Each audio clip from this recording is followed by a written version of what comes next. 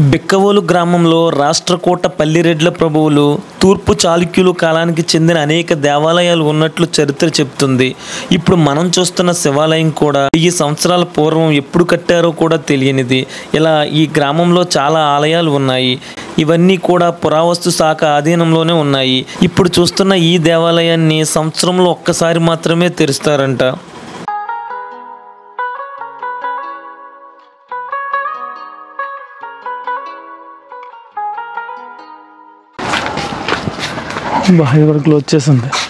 మనం ఇప్పుడు చూస్తున్నది వచ్చేసరికి మరో ఆలయం. ప్రస్తుతం ఈ ఆలయం కూడా పూజలకు నోచుకోవడం లేదు. ఈ ఆలయం కూడా పురావస్తు శాఖ ఆధీనంలోనే ఉంది. ఈ పొలాల్లో కనిపించే ఈ ఆలయం కూడా పురాతనమైన ఆలయమే. ప్రస్తుతం ఈ ఆలయానికి కూడా పూజలు జరగడం లేదు. బిక్కవోలు అనగా మనందరికీ తెలిసిన ఆలయం విఘ్నేశ్వరుడి ఆలయం. ఈ వీడియోలో ఈ గ్రామంలో ఉన్న ఆలయాలతో పాటు వినాయకుడి ఆలయం చూస్తూ వీటన్నిటి గురించి అయితే తెలుసుకుందాం. ఈ బిక్కవోలు అనే గ్రామం ఎక్కడ ఉంది అని చూస్తే ఆంధ్రప్రదేశ్ రాష్ట్రం తూర్పుగోదావరి జిల్లాలోని బిక్కవోలు మండలంలో ఉన్నది ఈ బిక్కవోలు గ్రామం. ఈ బిక్కవోలు కాకినాడ పట్టణానికి 30 కిలోమీటర్ల దూరంలోనూ, సామర్లకోట నుంచి 17 కిలోమీటర్ల దూరంలోనూ ఉంటుంది. Welcome to Godavari Muni YouTube channel అండి. మనం ఈరోజు వచ్చేసరికి బిక్కవోలు అనే గ్రామంలో ఉన్నాం కదా. ఈ గ్రామం రావడానికి కారణం ఏంటి అంటే ఇక్కడ 1100 సంవత్సరాలు దాటిన ఆలయాలు అయితే చాలా ఉన్నాయి. మనం మొదటగా వచ్చేసరికి శ్రీ గోలింగేశ్వర స్వామి వారి ఆలయం చూడొచ్చు. సరికి 1125 సంవత్సరంలో కట్టిన ఆలయం అంట. మనం బ్యాక్ సైడ్ చూడొచ్చు. ఇక ఈ ఆలయం చూసిన తర్వాత 1000 సంవత్సరాలైన ఆలయం ఇంకొకటి లక్ష్మీ నరసింహస్వామి ఆలయం ఉంది. ఇంకొంచెం ఎదరికెళ్ళిన తర్వాత బిక్కవోలు వినాయకుడి ఆలయం అయితే ఉంది. మనకు తెలుసు మొత్తం స్టేట్ మొత్తం కూడా ఇక్కడ ఉన్న బిక్కవోలు స్వామి గురించి అయితే బాగా తెలుసు మాట. ఆయన స్వయంభూగా వెలిసిన వినాయకుడి మాట. ఈ ఆలయాలన్నీ చూద్దాం. అలాగే గ్రామం కూడా ఏ విధంగా ఉంది ఏంటో చూద్దాం.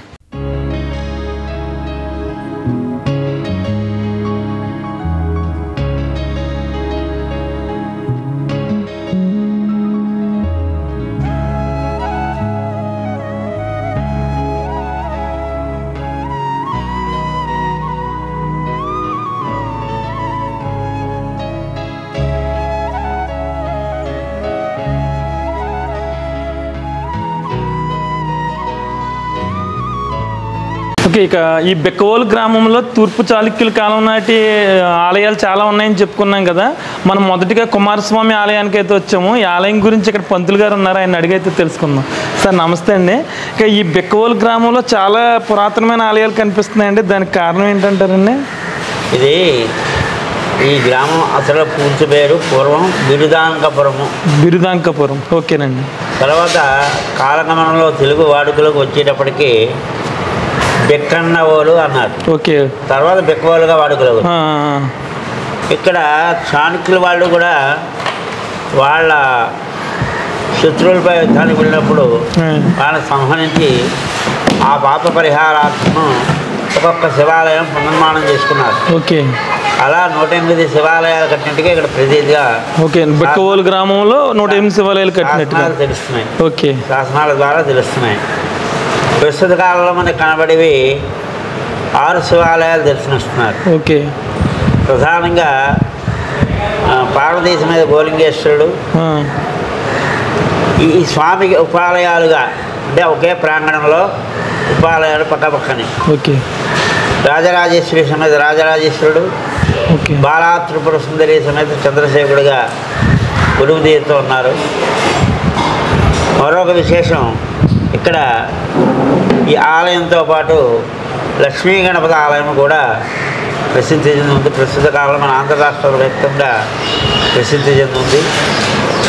ఇక్కడ మిగతా 3 శివాలయాలు కూడా పురావస్తు శాఖ వారి ఆధ్వర్యంలో ఉన్నాయి. ఓకే. ఎందుకంటే వాళ్ళు ఈ తురుష్కులపై యుద్ధానికి పూర్వీకులు తురుష్కులపై యుద్ధానికి వెళ్ళినప్పుడు వాళ్ళు కొన్ని విగ్రహాలు భిన్నం చేశారు. ఓకే. ఆ భిన్నం చేసిన వాటిలో 3 శివాలయాలుగా మనకి ఇప్పుడు చెప్పబడుతున్నాయి ఈ బిక్కవోలులో ఉన్న శివాలయం. ఓకే. ఇక్కడ ఎక్కడ మొదలుపెట్టినా ప్రవకాలు మొదలుపెట్టినా శివలింగము నంది దొరుకుతాయి. ఓకే. కారణం ఏంటంటే మనం గ్రామం శివర్లో ఉండాలి అసలు శివాలయం. అలాంటిది ఇప్పుడు గ్రామం మధ్యలోకి వచ్చేసింది. ఓకే. ఇక్కడ దీన్ని కొంతకాలం చాణక్యుల పరిపాలన అయిపోయిన తర్వాత వాడు కూడా శత్రువుల దగ్గర సంహరించిన తర్వాత దీన్ని ప్రతాపం సంస్థానాధీశులు శ్రీ ఉత్సవాయి సూర్యనారాయణ తిరుపతి మహారాజా వారు పరిరక్షణ చేసుకున్నారు, తీసుకున్నారు. కారణం ఏమిటంటే అప్పట్లో రోడ్డు మార్గాలు కానీ విద్యుత్ దీపాలు కానీ ఏమీ లేవు. ఆవదం దీపాలతో పెట్టేవారు. 4 వీధులు కలిపి ఒక మట్టిగా ప్రమిది పెట్టి మధ్యలో ఆవదం పోసి దీపం వెలిగించి అదే విద్యుత్ దీపాలు. అంతసేపు వెలిగితే అదే విద్యుత్ దీపం. ఇంకా నైట్ అంతసేపు వెలిగితే అంతసేపే వెలుగుంటుంది. తర్వాత ఏంటంటే ఆయనకి గో సంపద ఎక్కువగా ఉండేది పూర్వం. ఆ గోవులన్నీ కూడా మనకి ప్రతాపం నుంచి రహస్య మార్గం ఉండేది. ఎక్కడికి? లక్ష్మీ గణపతి ఆలయానికి. ప్రతాపం రహస్య మార్గం నుంచి గణపతి ఆలయానికి ఉండేది. ఆ మార్గం ద్వారానే ఈ గ్రామం రావడానికి నడిచి వెళ్ళేవారు పూర్వం. ఎవరైనా సరే కాలిబాటే, వాహనాలు కానీ ఏమీ లేవు, రోడ్లు లేవు కాబట్టి. తర్వాత ఏమంటే ఇది అంతా కూడా పర్యవేక్షణ చేయడానికి వచ్చినప్పటికీ ఈ ప్రదేశం అంతా కూడా పచ్చబయలతో ఉండడం, కలిసి ఉండడం. ఇక్కడ స్వామి ఉన్న చోట ఈశ్వరుడు గోలింగేశ్వరుడుగా అప్పుడు చెప్పబడుతున్న స్వామి దగ్గర ఒక మట్టి దిమ్మకాయ ఏర్పడి ఉండడం జరిగింది. చాణక్యుల టైంలో ఇదే ఈశ్వరుడిని విజయేశ్వరుడిగా పిలుచుకున్నారు. విజయేశ్వరుడు అంటే విజయానికి సంకేతం. శత్రుపై దాని వెళ్ళినప్పుడు శివార్చన చేసి వెళ్ళడం, వాళ్ళు కార్యదయంలో తిరిగి రావడం చేసేవారు. నా కాలంలో ఆ పేరుతో పిలుచుకునేవారు. వాళ్ళు కూడా గతించిన తర్వాత స్వామి అక్కడే ఉండిపోవడం, ఆ పైన ఈ మట్టి దిబ్బలతో ఏర్పడి ఉండడం ఉండేది.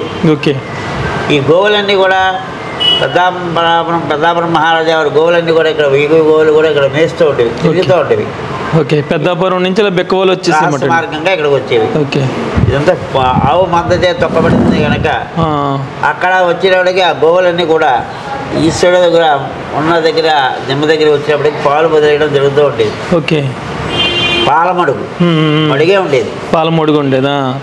ఈ ఆవులన్నీ మళ్ళీ సాయంకాలం వాళ్ళు తీసుకువెళ్ళిపోతూ ఉండేవారు. సాయంకాలం తీసుకువెళ్ళిపోతూ ఉండడం.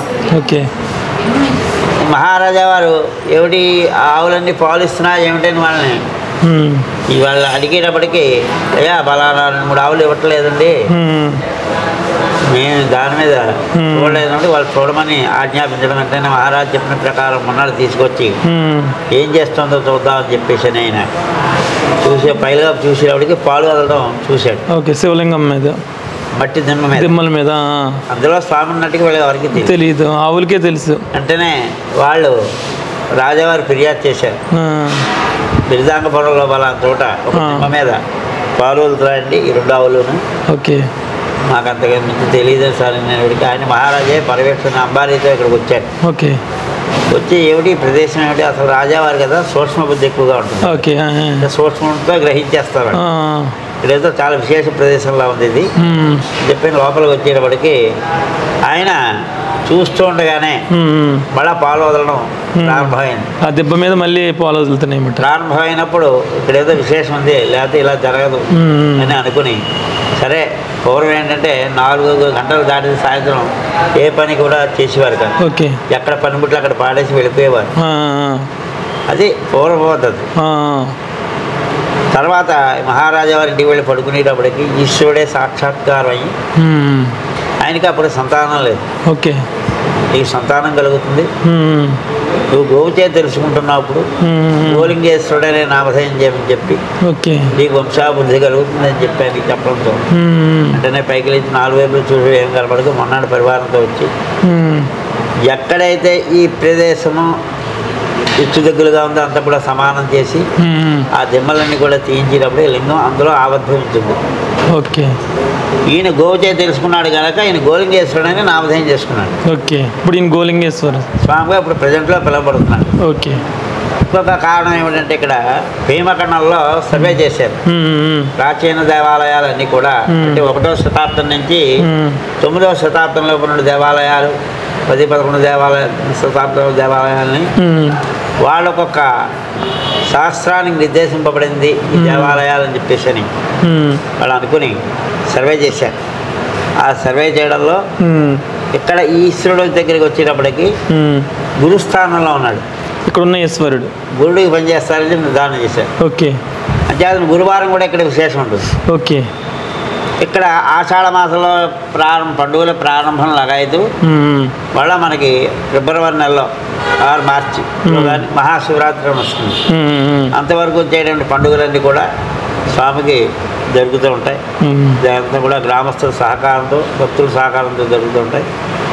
ఈ దేవాదాయ ధర్మాదాయ శాఖ వారు కూడా దీన్ని నడిపిస్తూ ఉంటారు. ఇక్కడ గోలింగేశ్వరుడుగా చెప్పబడుతున్నాడు కనుక గురువారం విశేషం, సోమవారం కూడా విశేషం ఉంటుంది. లక్ష్మీ నరసింహస్వామి ఆలయం కూడా ప్రధానంగా ఒక్క దేవాలయం ఏంటంటే సుబ్రహ్మణ్య స్వామి ఆలయం అనే దీన్ని ప్రధానంగా ముందు చెప్తూ ఉంటారు ఇక్కడ. ఓకే, ఈ బెక్కవోలు గ్రామానికి సుబ్రహ్మణ్య స్వామి అన్నది బ్రహ్మచారిగా ఉన్నాడు ఇక్కడ. ఓకే, ఆలయానికి దక్షిణముఖంగా ఉన్నాడు. దీన్ని అంగారక క్షేత్రంగా చెప్పబడుతోంది. ఓకే, ఇక్కడ కుజరాహుకేతుకి, కాలసర్ప దోషాలకి, వివాహాలకి, సంతానానికి, ఆరోగ్యానికి, రుణమోదనానికి కూడా ఇక్కడ అర్చనా విధానం చేసినట్టయితే ఆ భక్తులకు ఆయా కారణాలు నెరవేరుతూ ఉంటాయి. అలాగే స్వామి ఎడమ భాగంలో స్వయంభూంగా వెలిసినటువంటి వల్మీకము అంటే పుట్ట, ధాన్య ఆకారం నుంచి వెలిశాడు. ఓకే, సంతానగారుడిగా స్వామి ఉండడం చేత ఇక్కడ సంతానం లేని ఆడవాళ్ళు ఈ క్షేత్రానికి వస్తూ ఉంటారు. నాగుల చీర అనేది పుట్ట మీద పెట్టుకుని ఆ చీర ధరించి వాళ్ళ వెనకాల భాగంలో పడుకుని ఉండగా వాడికి వచ్చేటువంటి స్వప్నాన్ని బట్టే సంతానం కలగడం జరుగుతుంది. ఆ పిల్లల్ని ఇక్కడ తీసుకొస్తారు. అన్నప్రాసన, నామకరణం కూడా చేస్తుంటారు.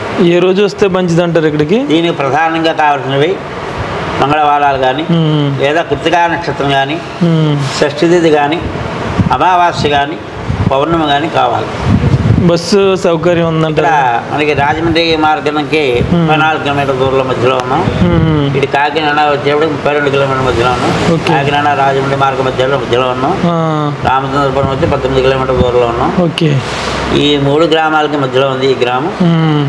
ఇక్కడ అత్యంత విశేషంగా ఈ గ్రామంలో ఉత్సవంగా చేసుకునేటువంటి ఉత్సవం మనకి మార్గశిర మాసం అంటే నవంబర్ డిసెంబర్లో సుబ్రహ్మణ్య స్వామి షష్ఠి మహోత్సవాలు అని చెప్పి ఒక ఉత్సవ కార్యక్రమాలు 5 రోజులు ప్రారంభం చేస్తారు.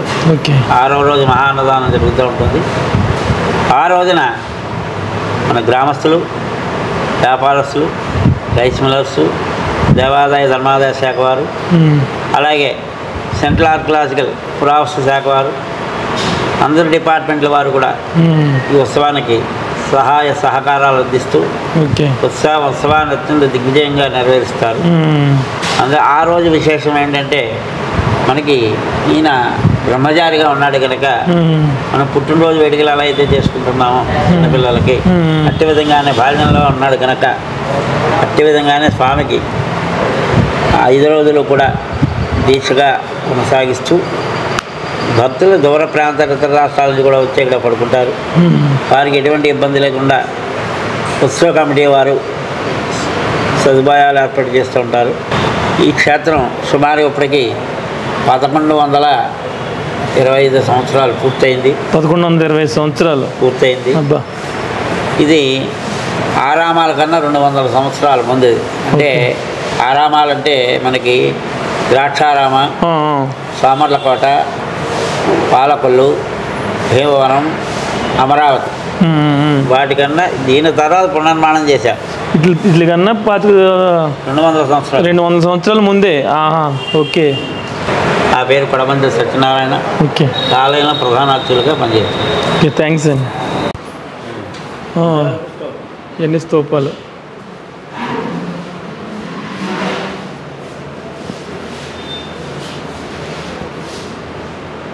వెళ్ళొచ్చండి అక్కడ దాకా.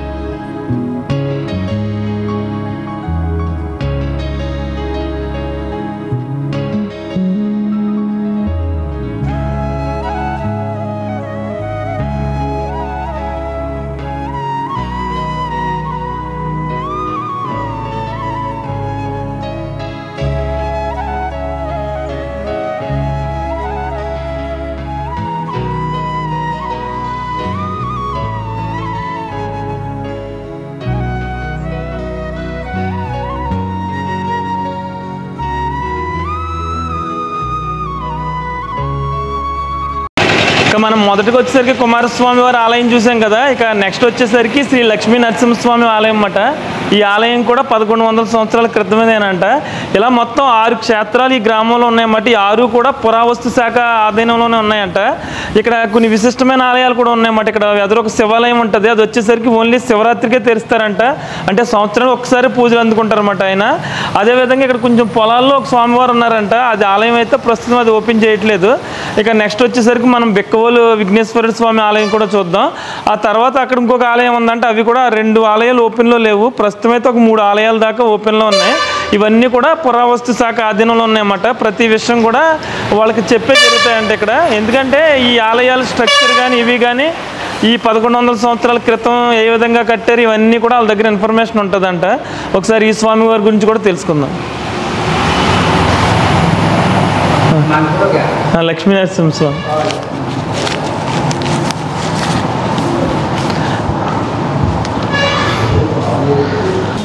సార్ నమస్తే అండి. అంటే ఈ బిక్కవాళ్ళలో ఇంచుమించు 1000 సంవత్సరాలు దాటిన ఆలయాలు ఉన్నాయని చెప్పి ఒక వీడియో చేస్తున్నామట అండి. ఫస్ట్ కుమారస్వామి ఆలయం తీసామండి, నెక్స్ట్ ఇది మీ ఆలయానికి వచ్చాం. ఇప్పుడు ఈ లక్ష్మీనరసింహ స్వామి వారు కూడా 1100 సంవత్సరాలు లక్ష్మీ నారాయణ స్వామి అండి. అంటే రాములు వారా? లక్ష్మీనారాయణ. Okay sir. ఈ స్వామివారి చరిత్ర కూడా 1100 సంవత్సరాల పూర్వం కూడా అండి. ఇది కూడా అండి. సో ఈ విఘ్న లక్ష్మీ గణపతి, సౌరమైన స్వామి, అన్ని 3 గుళ్ళు కూడా. ఓకే. మా క్షేత్రపాలకుడు ఈయన ఈ గ్రామానికి క్షేత్రపాలకుడు. ఓకే. ఇదంతా మీకు చరిత్ర అంతా పురావస్తు శాఖ వాళ్ళు చెప్పారంటారండి, లేకపోతే ఎలా తెలుసండి ఇక్కడ ఇవన్నీ కూడా ఆలయాలు 1100 సంవత్సరాలు దాటినాయి అని? అంటే మేము పూర్వం నుంచి ఏట్రీ మరి అంటే వంశపారంపర్యంగా ఓకే పూర్వం నుంచి చేత ఇంకా ఒకళ్ళ తర్వాత ఒకళ్ళు ఇంకా అలాగా చేసుకుంటూనే వస్తున్నాడు పూర్వం నుంచి కూడా. అంటే ఇప్పుడు మనకి లక్ష్మీ నారాయణ స్వామిని అంటే ప్రతిరోజు ఓపెన్ ఉంటారంటారా స్వామివారు గుడి? అంటే పొద్దుట 6 గంటలకి స్టార్ట్ చేస్తామండి, 12 దాకా ఇంకా అలాగే ఉంటాం. ఓకే. ఎవరిని వచ్చిన భక్తులు మళ్ళీ మధ్యాహ్నం నుంచి చేస్తారండి, మళ్ళీ సాయంత్రం 5 గంటలకు. ఓకే. చేసి మళ్ళీ 8 గంటలకు. ఓకే. ఇప్పుడు ఇంకా నెక్స్ట్ ఏమో గణపతి, బిక్కవోలు గణపతి అంటే ఇంకా ఆయన అందరు ఎక్కువ ఆయన ఆ స్వామివారి పేరు అనిపిస్తుంది మీ గ్రామం పేరు చెప్తే. ఓకే. అయితే స్వామివారికి చైత్రశుద్ధ ఏకాదశి నాడు కళ్యాణం జరుగుతుందండి. ఓకే. తర్వాత ధనుర్మాసం డిసెంబర్ 16 నుంచి జనవరి 16 దాకా మామూలుగా స్వామివారికి ధనుర్మాసం జరుగుతుందండి. ఊరేగింపులు అవి డైలీ ఊరేగింపులు అవి ఉంటాయి. ఓకే సరేనండి. ఓకే థ్యాంక్స్ అండి. రావచ్చు కదా? ఉంచండి నాకు. మీరే అలంకరించారంటారా స్వామివారిని? ఓకే.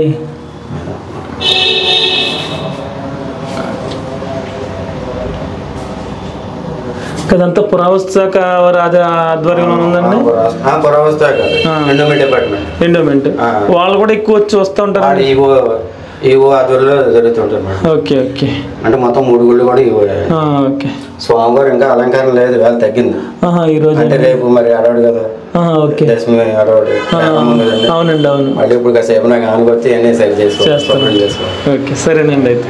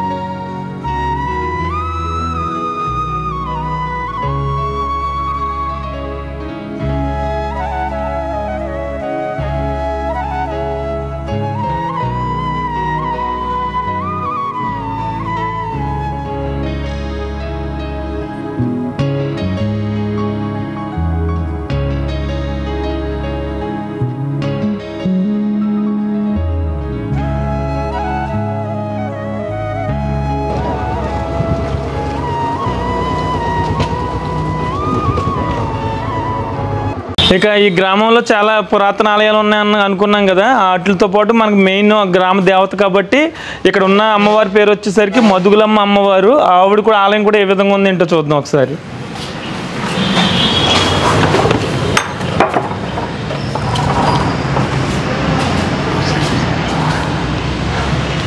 చూడొచ్చు అమ్మవారి టెంపుల్. ఆవిడ ప్రతిమ చాలా పెద్ద విగ్రహం ఉంది ఆవిడది.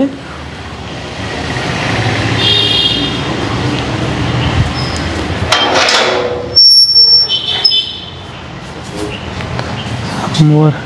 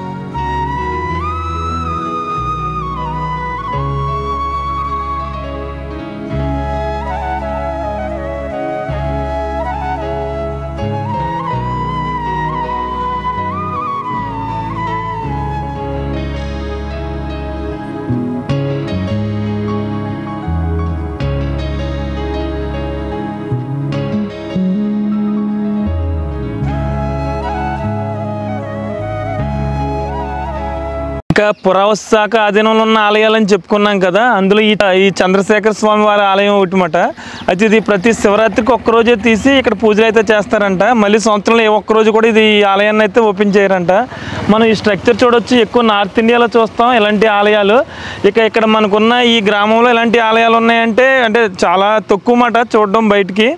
మనం ఒకసారి చూస్తే మనకి స్ట్రక్చర్ అదైతే చాలా బాగుందన్నమాట. చుట్టూ ఉన్న ఈ వాతావరణం కూడా, చుట్టూ ఉన్న ఈ పరిసరాలు కూడా చాలా బాగున్నాయి. ఒకసారి రాళ్ళు అవి కూడా చూడొచ్చు. అదేవిధంగా ఇక్కడ ఇది నంది బొమ్మ అనుకుంటాను, బాగా అరిగిపోయింది. ఎందుకంటే 1000 సంవత్సరాల పైన అయిన ఆలయాలు కాబట్టి ఇవన్నీ. ఇక్కడ ఉన్న బొమ్మలు అయితే మనకి కొంచెం జూమ్ చేసి చూపిస్తాను, ఎందుకంటే ఇవన్నీ గేట్లు లాక్ చేసి ఉన్నాయి. ఒక శివరాత్రి రోజున ఓపెన్ చేస్తారండి ఇవి.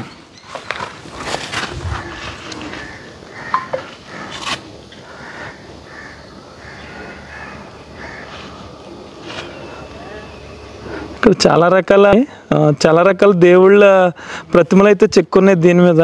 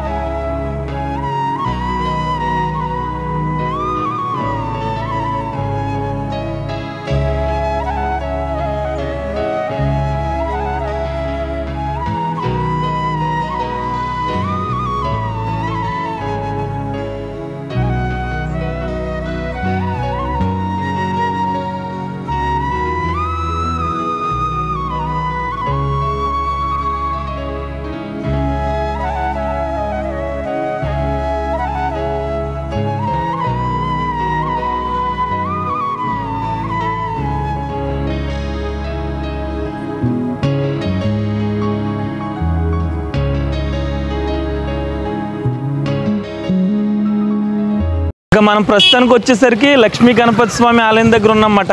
ఈయన వచ్చేసరికి ఇక్కడ స్వయంభూగా వెలిసారు. అదేవిధంగా ఈయనకి మనం ఏమన్నా చెవిలో చెప్పుకుంటే ఆ కోరికలు తీరుస్తారంట. మనం లోపలికి వెళ్ళి ఇంకా ఆలయం చూస్తూ మిగతా విషయాలు అయితే తెలుసుకుందాం. ఈరోజు సండే కాబట్టి చాలామంది అయితే భక్తులు వచ్చారు. ఇక్కడ ఈ ఒక్క ఆలయమే కాదు, చాలా ఓల్డ్ ఆలయాలు అయితే ఉన్నాయి. ఫస్ట్ అయితే మనం విఘ్నేశ్వరుడు ఆలయం చూసిన తర్వాత మిగతా ఆలయాలు కూడా చూద్దాం.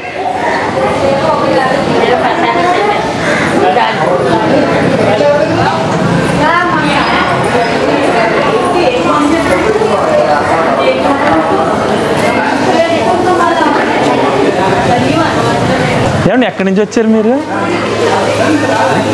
ఎక్కడి నుంచి వచ్చారు? కొవ్వూరా? ఓకే. అంటే ఈ ఇక్కడ ఆలయం గురించి అది మీకు ఎలా తెలుసు అంటారండి? అంటే ఇంత ముందు ఎప్పుడైనా వచ్చారా? ఓకే. అంటే ఇక్కడ చెవిలో చెప్తే కోరికలు అవి తీరుతాయి అంటారు కదా. ఓకే. అందరూ వెళ్ళి అలా మాట్లాడేసి వస్తారంటారా స్వామివారితో? ఓకే సరే.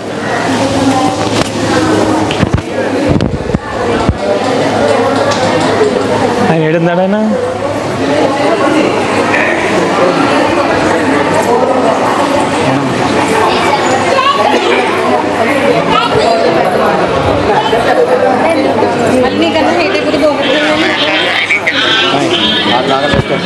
అన్నసంతర్పణ డైలీ ఉంటుంది అంటారా? పైకి వెళ్ళమంటారు అయితేనే చేస్తే ఎంత తీయాలిగా ముందు? మామూలు డైలీ ఉంటుంది అంటారా? రోజు ఉంటుంది. ఓకే. నిత్యాన్నదానం. ఓకే. ఎక్కువ ఏ రోజు వస్తారంటారండి భక్తులు? హాలిడేస్ అంటే సండే అలా వస్తారన్నమాట. ఓకే. బుధవారం. ఓకే. ఓకే. ఇప్పుడు మన వినాయక చవితి రోజుల్లో ఎలా ఏమైనా స్పెషల్గా ఇక్కడ ఉంటుంది అంటారా? మామూలు అంటే వచ్చే మొత్తం జనం అందరికి అంటే ఇప్పుడు వందలో పెడతాం, అప్పుడు వేలలో పెడతాం. ఓకే. వినాయక చవితి ఆ రోజుల్లో. కూర్చోండి కూర్చోండి కూర్చోండి.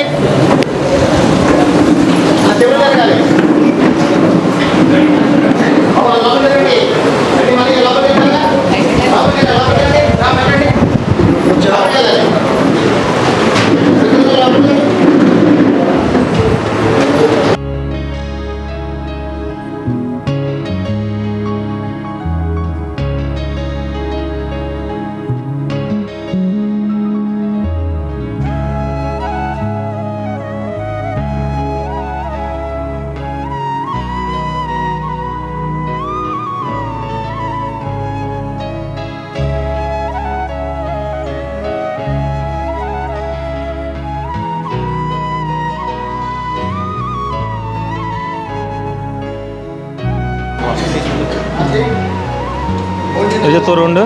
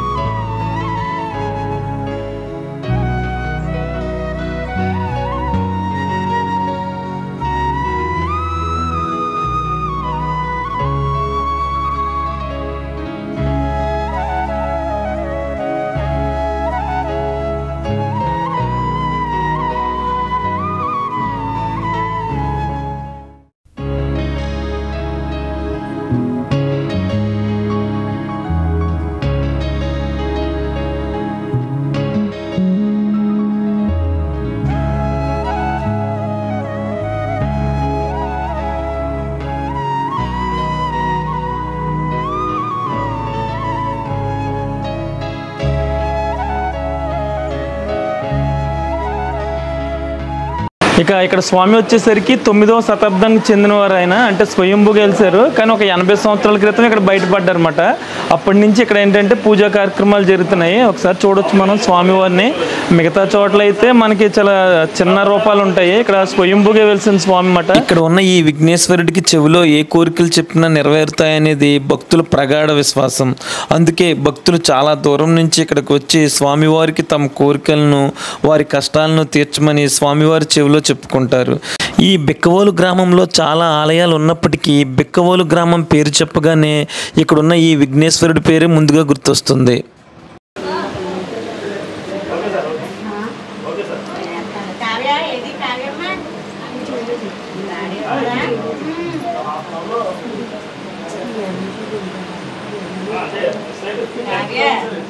చెప్పు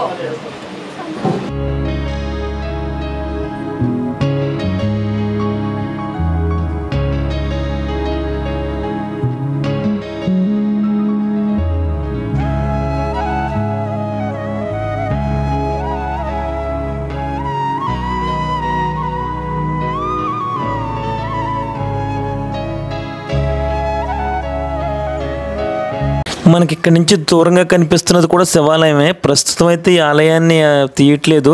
ఇది కూడా పురావస్తు శాఖ ఆధీనంలో ఉంది. ఇందాక మనం ఫస్ట్లో చెప్పుకున్నట్టుగా పొలాల మధ్యలో ఉన్న ఆలయం అన్నాం కదా, అది వచ్చేసరికి ఇక్కడ బెక్కవోలు వినాయకుడి గుడి దగ్గర నుంచి అయితే మనకి క్లియర్గా కనిపిస్తుంది అన్నమాట.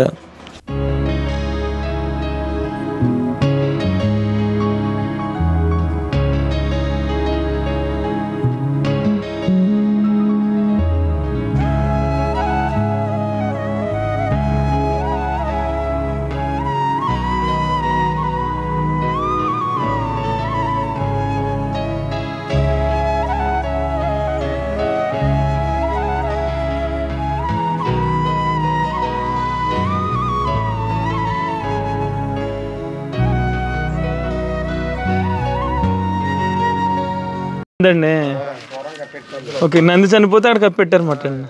ఓకే, ఆవు చనిపో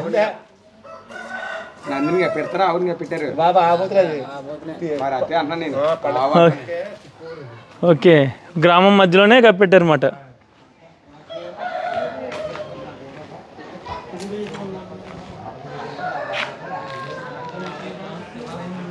ఇక్కడ ఒకటి పెద్ద అదే పాత ఆలయం ఒకటి ఉందన్న.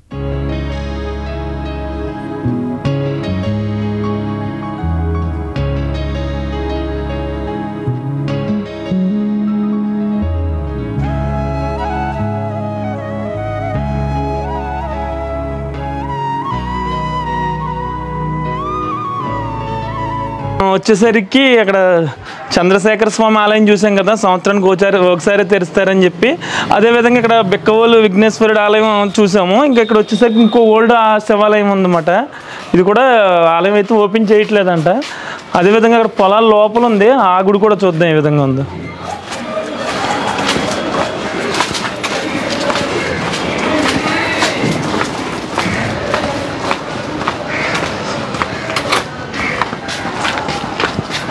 బాగా కూడా క్లోజ్ చేసింది. ఇక్కడ చూడొచ్చు, మనం అక్కడ చంద్రశేఖర స్వామి ఆలయం చూసాం కదా, సేమ్ అదే స్ట్రక్చర్ ఉంది ఈ ఆలయం కూడానే. చుట్టూరు కూడా చాలా బాగుంది. ఇది కూడా పురావస్తు శాఖ ఆధీనంలోనే ఉన్నాయంటే ఈ ఆలయాలన్నీ.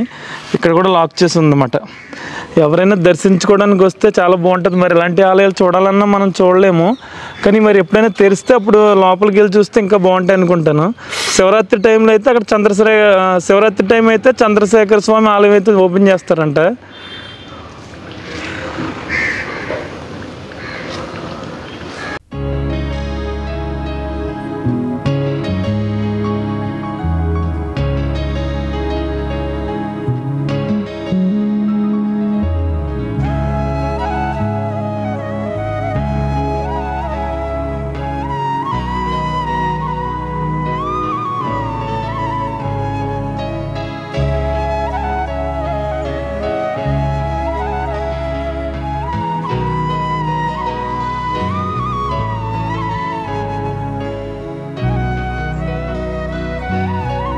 ఇక మనం చూసాం కదా, ఒక 2 ఆలయాలు అయితే లోపలికి ఉన్నవి. అవి పురావస్తు శాఖ ఆధీనంలో ఉన్నాయని చెప్పుకున్నాం.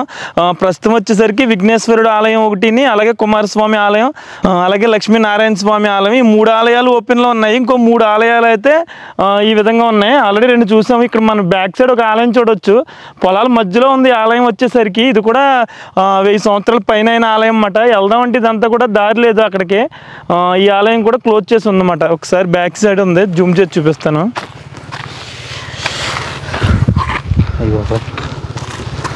ఇది మనం చూడొచ్చు, ఇదంతా కూడా చుట్టూరు ఫెన్సింగ్ వేసి ఉంది, కానీ ఎటు వెళ్ళడానికి దారి లేదు. అంతా ఇలా పొలంలోంచే ఉందన్నమాట.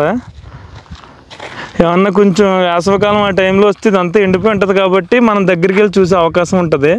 ప్రస్తుతం అయితే చేలోంచి అంతా ఎక్కువ వాటర్ ఉంది కాబట్టి అక్కడ దాకా వెళ్ళడానికి కుదరట్లేదు. సేమ్ ఆ 2 ఆలయాలు స్ట్రక్చర్ ఏ విధంగా ఉందో అదే విధంగా కనిపిస్తుంది అన్నమాట ఇక్కడికి.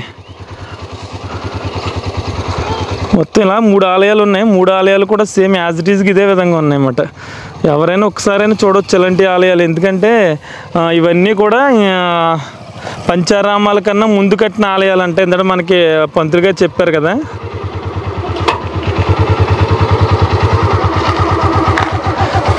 అదేవిధంగా ఇక్కడికి మనకు వచ్చేసరికి గొల్లల మావిడాడ అని చెప్పి కనిపిస్తుంది కదా, గ్రామానికి సంబంధించిన మనకి గోపురాలు ఇక్కడ కనిపిస్తున్నాయి అన్నమాట. 20 కిలోమీటర్ల దూరంలో ఉన్నాయి కనిపిస్తుంది. మనం ఇక్కడ చూడొచ్చు, మనం జూమ్ చేస్తే కనిపిస్తున్నాయి కదా గొల్లల మావడానికి సంబంధించిన గోపురాలు మాట ఇవన్నీ చెట్టు పక్క నుంచి కనిపిస్తున్నాయి. నెక్స్ట్ ఆ వీడియో కూడా అక్కడికి వెళ్ళి అది కూడా చేద్దాం ఏ విధంగా ఉన్నాయంటే అనేది. ఇక ఇదండి బెక్కవోలు గ్రామానికి సంబంధించిన పూర్తి వీడియో అయితే. ఈ వీడియో మీకు నచ్చినట్లయితే ఒక లైక్ చేయండి. ఇలాంటి మరిన్ని వీడియోస్ కోసం చూస్తూనే ఉండండి గోదావరి ముని యూట్యూబ్ ఛానల్.